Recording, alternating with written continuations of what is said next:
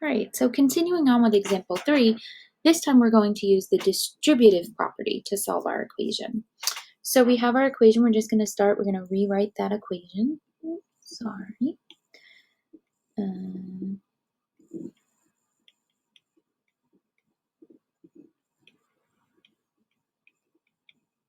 So that step 1 is still going to be write your equation.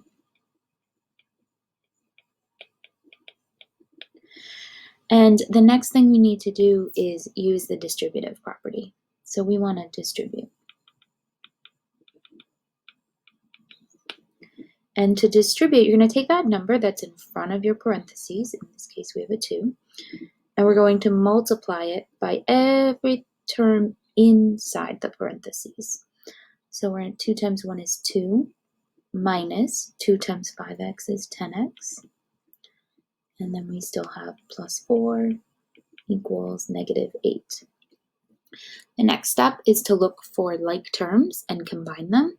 So on the left side of my equation, I do have some like terms. I have a 2 and a plus 4. So I can go ahead and say, what is 2 plus 4? Well, 2 plus 4 is 6.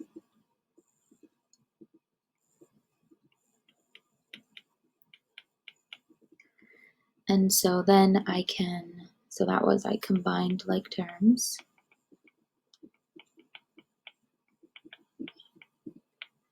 Next, I need to undo, because I still have some more like terms. I have a positive 6 over here and a negative 8 over here, but again, they're on opposite sides of my equal, so I need to use that inverse. So I need to undo, I need to use the inverse, and I'm going to undo this positive 6 by subtracting 6 on both sides. So 6 minus 6 is gone, that cancels because it's 0. I still have negative 10x equals, and now I have negative 8 minus 6, well that's negative 14. So now I need to undo the multiplication.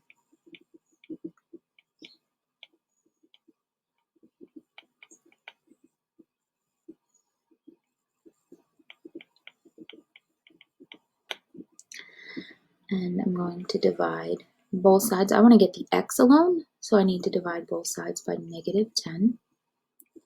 So negative 10 divided by negative 10 cancels, and I get x equals negative 14 divided by negative 10.